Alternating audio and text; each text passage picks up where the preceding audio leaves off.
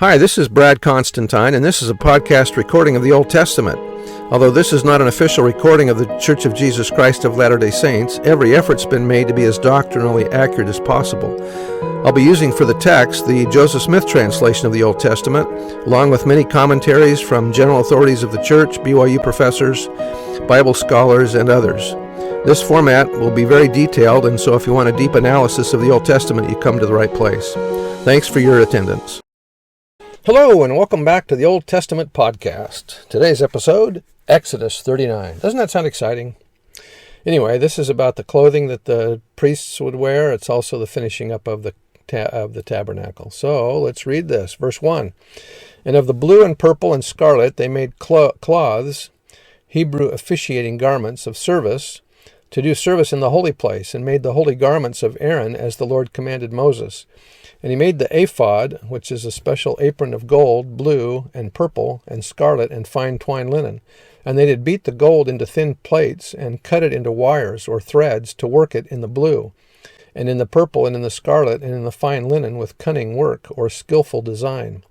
They made shoulder pieces for it to couple it together. By the two edges was it coupled together.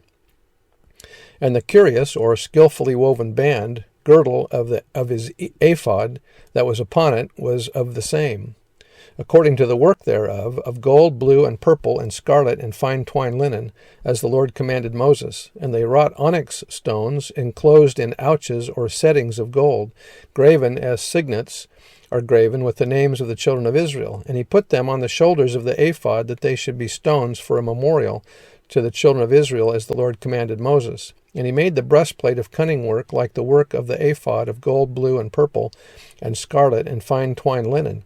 It was 4 square. They made the breastplate double. A span was the length thereof, and a span the breadth thereof, being doubled.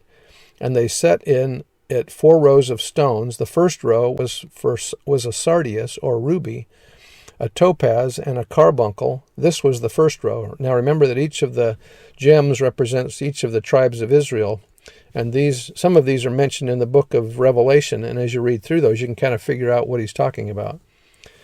On the second row, an emerald, and now remember that emerald is the 4th stone, and that's the sign of Judah.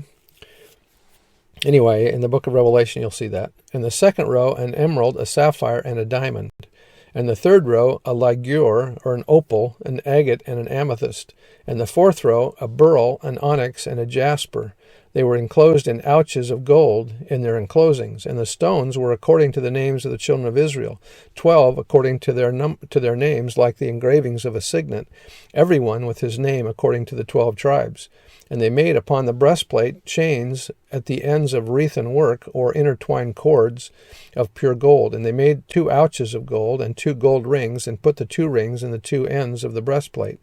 And they put the 2 wreathen chains of gold in the 2 rings on the ends of the breastplate, and the 2 ends of the 2 wreathen chains they fastened in the 2 ouches, and put them on the shoulder pieces of the ephod before it. And they made 2 rings of gold, and put them in the 2 ends of the breastplate upon the border of it, which was on the side of the ephod inward. And they made 2 other golden rings, and put them on the 2 sides of the ephod underneath, toward the forepart of it, over against the other coupling thereof, above the curious girdle of the ephod. And they did bind the breastplate by his rings unto the rings of the ephod was a lace of blue, that it might be above the curious girdle of the ephod, and that the breastplate might not be loosed from the ephod, as the Lord commanded Moses. And he made the robe of the ephod of woven work, all of blue. And there was a hole in the midst of the robe, as the hole of an habergeon, or garment of mail, with a band round about the hole, that it should not rend.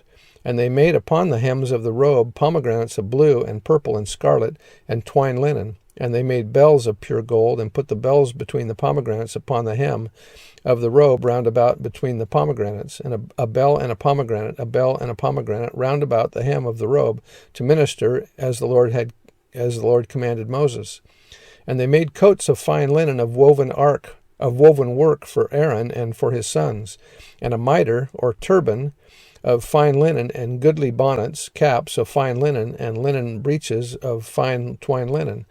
and a girdle of fine twined linen, and blue and purple and scarlet of needlework, as the Lord commanded Moses. And they made the plate of the holy crown of pure gold, and wrote upon it a writing like to the engravings of a signet, holiness, or consecrated to the Lord. And they tied it unto a lace of blue to fasten it on high upon the mitre, as the Lord commanded Moses. Thus was all the work of the tabernacle of the tent of the congregation finished. And the children of Israel did according to all the Lord commanded Moses, so did they.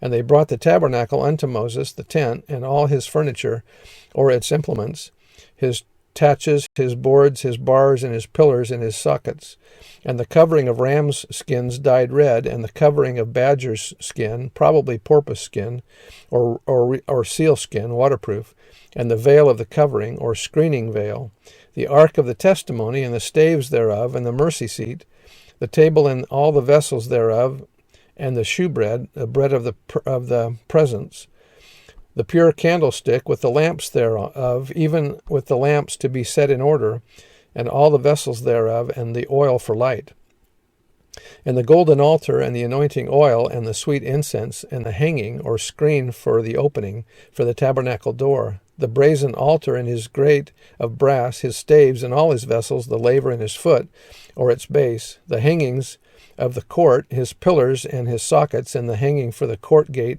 his cords and his pins, and all the vessels of the service of the tabernacle for the tent of the congregation, the clothes of service to do service in the holy place, and the holy garments for Aaron the priest, and his sons' garments to minister in the priest's office.